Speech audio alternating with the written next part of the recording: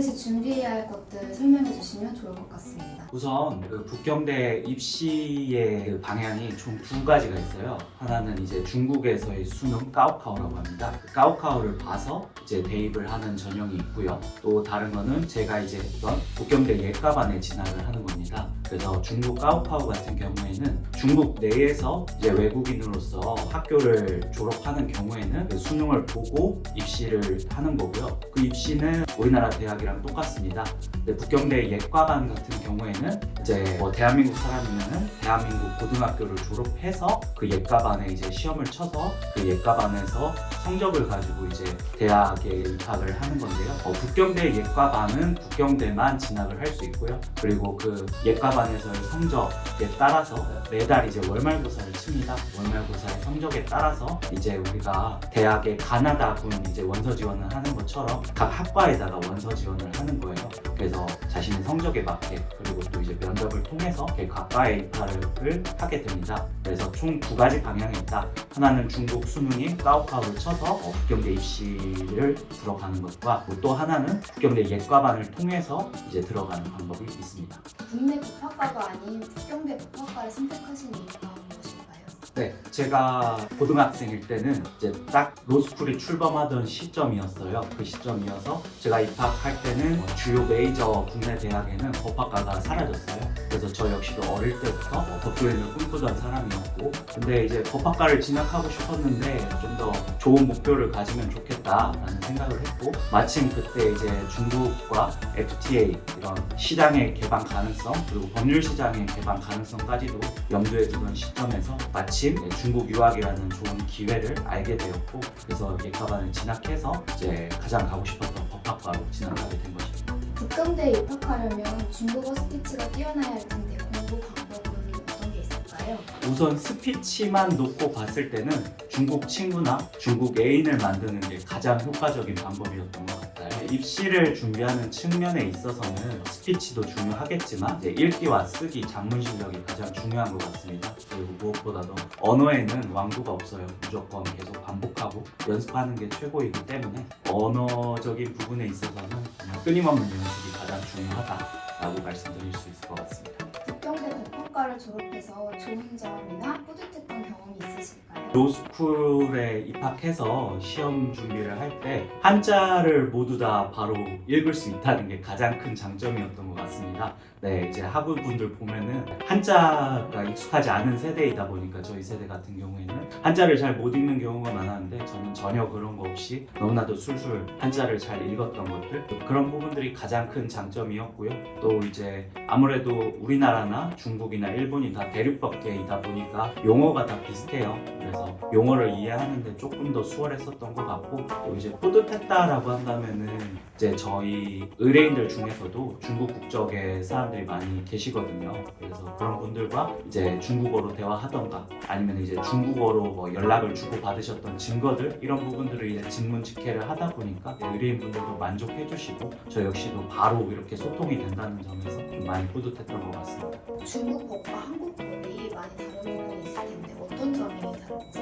우선 대륙법계라는 점에서 공통점은 있어요. 그래서 뭐 크게 다름은 없었던 것 같지만, 그렇지만 이제 하나하나 들어간 이제 실정법으로 봤을 때는 많이 다름이 있습니다. 당장에 뭐 쉬운 예를 들어보자면은 우리나라에서 중혼은 뭐 처벌받는 형사적으로 죄가 되지는 않잖아요. 하지만 중국에서는 중혼이 이제 형법에 규정되어 있는 죄고요. 그리고 또 우리나라 같은 경우에는 모두 다 이제 민사나 형사나 행정 모두 3심제를 채택하고 있는데 중국은 이제 2심제를 택하고 있어요. 그래서 최고인민법원에서는 일종의 우리나라에서 헌법재판소에서 헌법 결정을 하듯이 일종의 법률 해석을 합니다. 주요한 이제 법률에 대한 해석을 놓는다든지 아니면 우리나라 전원합의체 판결과 같은 좀 이렇게 법리를 내놓는 그런 법률 해석을 하는 게 주요한 역할이라고 보시면 되겠습니다. 북경대 학습 과정, 실습 과정에서 겪었던 재미있는 에피소드가 있으셨나요? 사실 공부가 재밌는 사람은 얼마나 될지 모르겠습니다. 저 역시도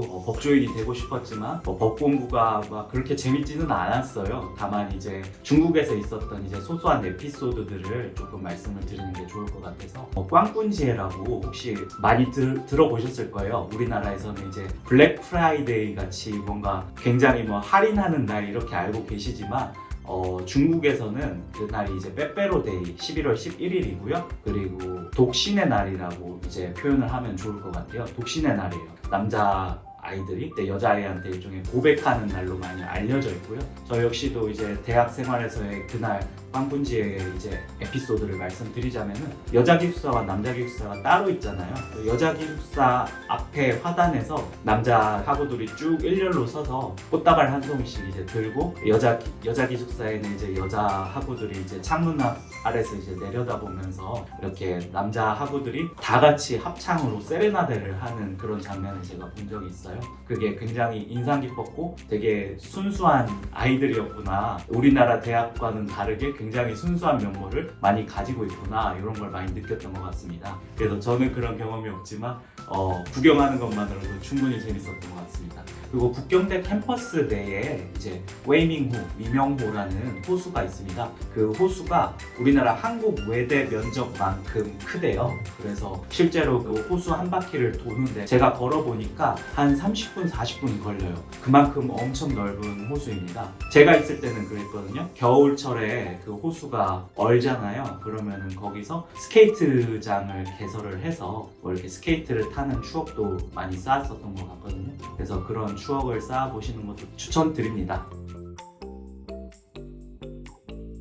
네, 그리고 이제 캠퍼스 생활에서 조금 더 인상 깊었던 거 두 가지를 말씀드리도록 하겠습니다. 이제 기숙사 생활을 중국인들 같은 경우에는 전원 대학교 내에 있는 기숙사 생활을 합니다. 그래서 중국인들이 아닌 이제 유학생들이 이제 아무래도 중국인들과의 교류를 원만하게 하려면 이제 우리나라 대학 생활에서도 마찬가지지만 기숙사 내에서 이렇게 친분과 교류를 쌓는 게 굉장히 좋은 추억이 되고 또 좋은 친구가 되다 보니까 해외 유학생들도 중국인들이 있는 기숙사에 같이 들어가서 생활하고 싶어 하는 경우가 많이 있습니다. 그래서 당장에 제 친구 같은 경우에도 중국 기숙사 이제 지도관한테 가서 나도 이 중국 친구들과 같이 기숙사 생활을 하고 싶은데 신청해도 되겠느냐라고 직접 찾아가서 문의를 한 적이 있습니다. 그때 진짜 저도 충격을 먹었고 그 친구도 충격을 먹었던 딱 네 글자가 있었습니다. 외국인 유학생은 출입할 수 없다는 이유에 대해서 사상오염이라고 그렇게 표현을 했습니다. 네, 아직도 이제 중국 사회주의 이제 공산당의 치하에 있다 보니까 조금 그런 부분에 대해서 많이 민감한 것 같더라고요. 실제로 이제 우리나라로 치면 정치외교학과 같은 데서도 강의를 할 때 그런 부분에 대한 토론을 많이 하는 경우가 있습니다. 그럴 때 중국 친구들의 그런 조금 더 이제 그런 사상적인 부분에 대해서 우리와 다르구나를 느꼈던 것 같고, 실제로 막스 학과, 막스 관련된 이제 수업들이 있는데요. 그런 게 이제 중국 친구들은 필수 과목인 반면 외국인 같은 경우에는 아예 금지되어 있습니다. 네. 또 다른 재밌는 또 신기했던 에피소드라고 말씀을 드린다면은 저희 헌법 교수님이 계셨어요. 헌법 교수님이 미국에서 헌법학을 전공해서 오신 분이라서 방금 말씀드렸던 사회주의 공산주의에 완전 반대된 자유사상과 민주사상을 가지고 계신 분이었습니다. 그래서 그분이 이제 수업을 하실 때마다 수업 시간에 박수를 쳐요. 심지어는 제가 기립박수를 치는 것까지도 직접 목격을 했습니다. 또 그런 열망은 또 있는 것 같아요. 사회주의에 얽매여 있지만 또 민주주의를 갈망하는, 표현하지 못하는 마음속의 그 무언가도 그 친구들한테 있었던 걸 많이 느꼈고, 제가 졸업하고 나서 그 헌법 교수님께서 발언 금지 명령이라는 걸 당하셨다고 합니다. 저도 처음 들어보는 굉장히 충격적인 그런 부분이었고, 우리나라에는 그런 발언 금지 명령이라는 게 행정적으로 따로 없는 걸로 알고 있습니다. 그래서 그분은 이제 공적인 인터뷰냐, 이제 공적인 논문 발표가 제한되시는 교수로서 사실 그거는 사실상 수명이 다했다고 볼 만큼 엄청난 센 명령이었던 것 같은데요. 그런 안타까운 점도 있었지만 그래도 또 나름의 재밌는 경험이었던 것 같습니다.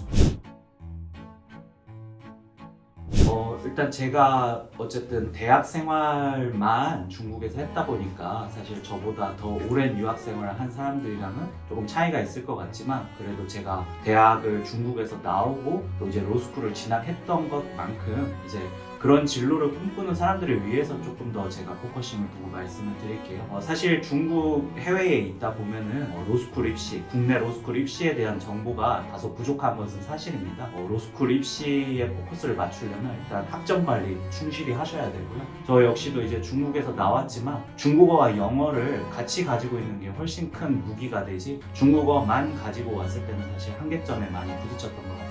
그래서 로스쿨 입시 준비를 위해서도 영어가 필수적인 만큼 영어와 중국어 잘 준비해 주시고 학점 관리 정말 잘 해주시고, 그리고 또 이제 리트 시험 준비를 틈틈이 이렇게 하는 게 많이 도움이 될 거예요. 그래서 사실 중국에서 유학을 하신 분들 중에서는 한국의 이제 언어 수험에 대해서는 좀 많이 어려워하시는 걸 많이 봤어요. 그래서 리트 준비를 꾸준히 해 나가시는 게 가장 중요한 것 같습니다. 그래서 그런 정보들 꾸준히 습득을 하시는 거에 소홀히 하지 않으셨으면 좋겠습니다.